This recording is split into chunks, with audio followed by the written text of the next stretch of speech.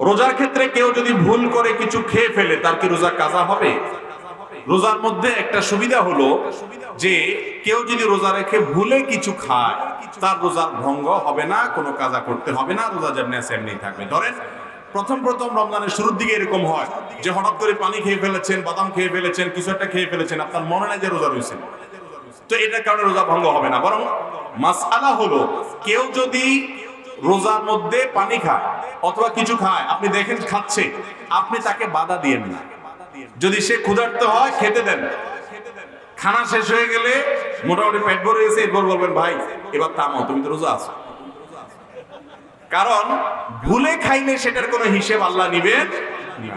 যার কারণে এই সুবিধাটা আছে যে আপনি ভুলে খাইলেন, অতএব আপনি জানেন না রোজার কথা, এরকম হতে পারে, কিন্তু আপনি জানেন ঠান্ডা মাথা, হ্যাঁ, না জানার বা ভুলার ভান করলে কিন্তু হবে না, সেক্ষেত্রে কিন্তু রোজা ভেঙে যাবে।